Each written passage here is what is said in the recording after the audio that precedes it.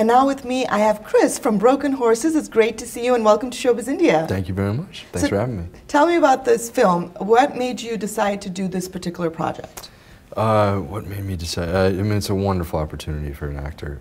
You know, there's not often do you read scripts where the writing's that inspiring and you know, that motivating for an actor. I mean, this is it's an actor's film. You know, this movie's characters are driving the premise. You know, and it's you know, on the page, and I think that we, Vinod and everybody involved, lifted off the page so beautifully.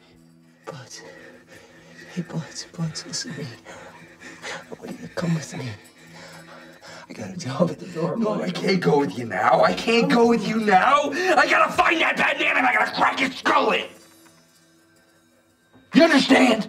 Now, were you familiar with Vinod Chopra's work before? Not at all. No? No, not at all. So how did you get approached? So this is a very weird thing. Anton Yelchin, who plays my brother in this, he's an actor I've worked with a couple times before, and we did a film called Alpha Dog and a show called Huff, and so Anton was attached to play the lead of this movie, and he was reading with a bunch of actors to play his brother, and he, I guess, wasn't feeling great about the way it was going, and so him and his mom reached out to me, and they recommended me to Vinod, and said, you know, I know this young actor, and at the time they were seeing a lot of very famous, like, you know, big A-list celebrities for the part, so he said, I know this actor named Chris Marquette, and I think he's really great, and I think maybe you should see him.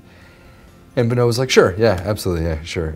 Never heard of me, the producers had never heard of me or anything, and they called me personally and said, hey, you should audition for this. And so we hounded the casting person, and I got to go in and put myself on tape for Vinod, and he watched it, and all worked out. Buds, where did you get all the money for this? I've been working hard, Jake. Real hard. You know, my boss, he saved my money up good. When I told him I was quitting my job to look after your kids, you should have seen his face. He looked...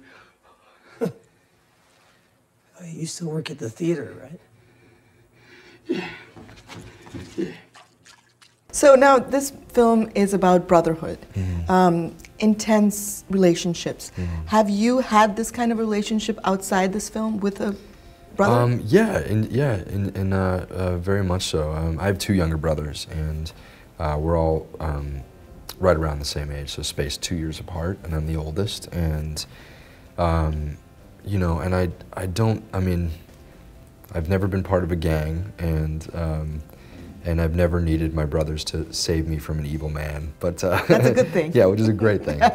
You know, so I don't know if the intensity has matched that of this film in particular, thank God. But you know, I've shared a very deep connection with my brothers. I've been lucky to since childhood, and you know, my brothers and I have all, you know, I've one brother who's a mechanic and another who's an actor, and you know, and being an actor and a mechanic are two very completely different things. And like this story, these two characters, as they've grown up, have gone two completely different directions. You know, my character getting involved with this, you know, sort of dark underworld, you know, of gang and, you know, related violence, and him who's moved to New York and who's met a beautiful woman he's fallen in love with, and who's become a violinist prodigy who's going to join the Philharmonic, you know, and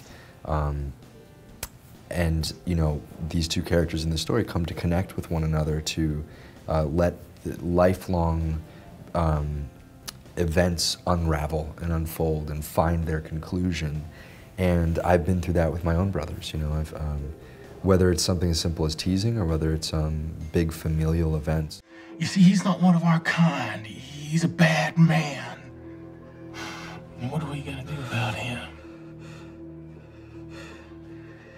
You know where he lives? Yeah, he's across the border. He's well protected. We gotta get you there and get you back. Oh, just get me to him. I don't care about getting back. This film is so heavy, and you know, so how did you guys let off steam? We didn't. We did let off steam in one fashion, which is towards the very end, Shelley Chopra, Vinod's sister, came to us and said, we'd like to make a Bollywood musical video. That's right, you for told me Vinod about that. and for his birthday. And so, you know, we're on set all day long crying and screaming at each other and, you know, killing each other, literally sometimes. And then we would go out into these big, beautiful fields that we were filming in and dance. On Bollywood songs. On Bollywood songs. And they taught us, I don't remember the actor's name, but they taught us specific actors' moves. I think it was something like that. It was something with two hands in one direction. And, yeah. It was that, so I forgot, it's been a while, but yeah, Anton and I went out and danced with each other, which was great. The big surprise was at the rap party, when on the television they started playing the video of the rap party.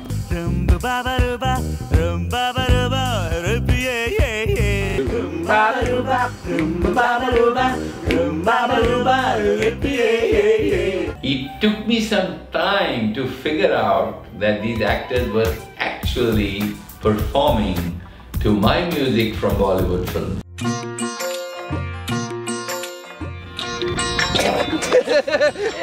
I'm sorry. That's because I went the wrong way. I saw you hesitate. Alright, sorry. I'm gonna nail this one. Down, down, back. Oh, good. Again, one. Very good. Now. Oh,